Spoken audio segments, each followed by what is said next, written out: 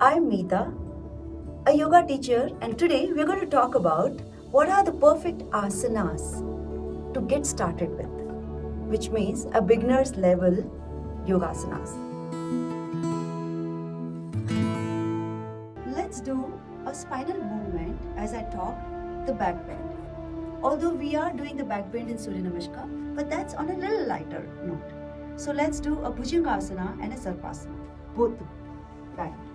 For that, place your palms, take your left and right leg back and lie down on your stomach. Place your chin on the ground and your hands right next to your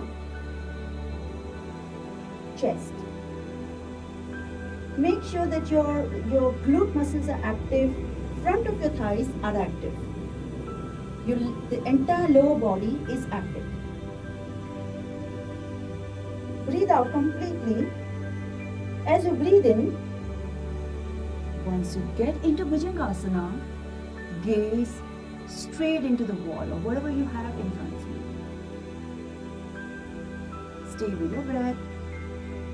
And as you breathe out, then you come down. You will breathe out as you come down. Sarpasana. Take your hands, your palms and interlace together. Your forehead is in the ground. Breathe in and take your palms, your interlaced palms as behind as possible, keeping the lower body active. Again, try not to do this and to take the shoulders back. In Sarpasana, the gaze will be on your nose tip.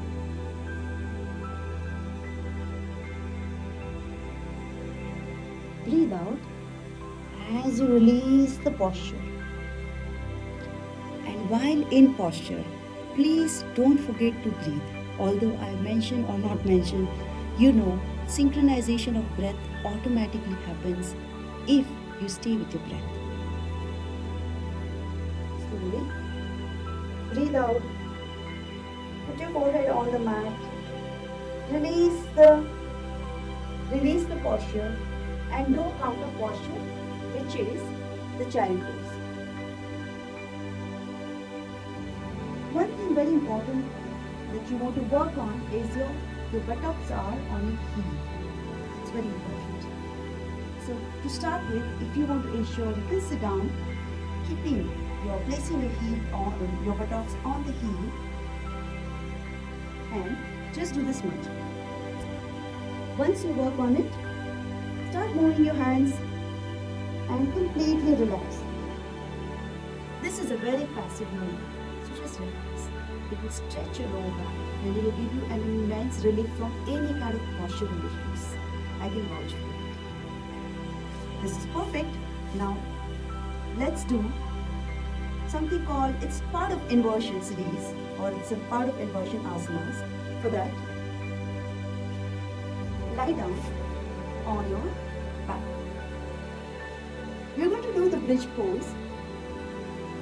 Ensure that your knee and your ankle, they are both in same line.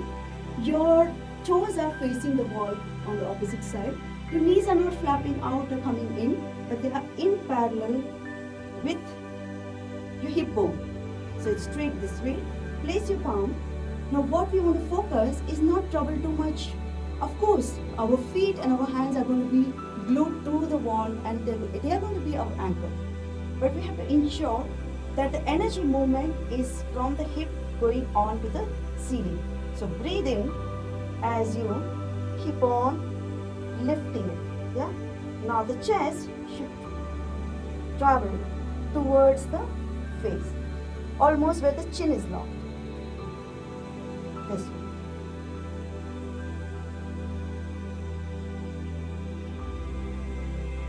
After 5 breathing, slowly and completely with control, bring your hips down and hug your knees.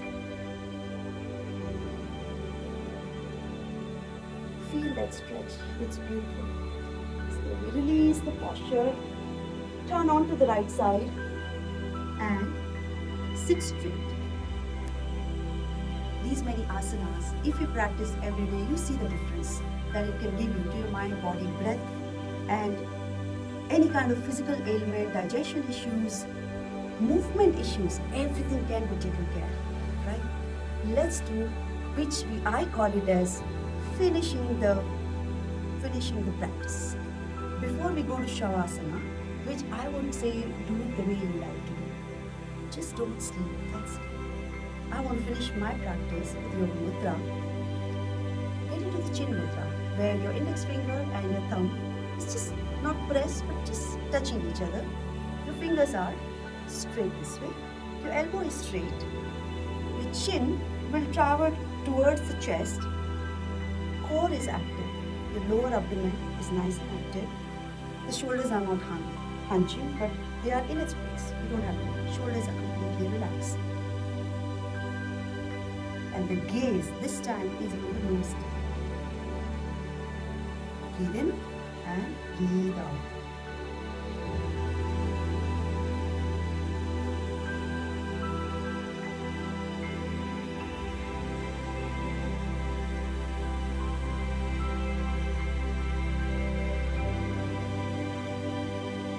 You can stay here for 11 breaths.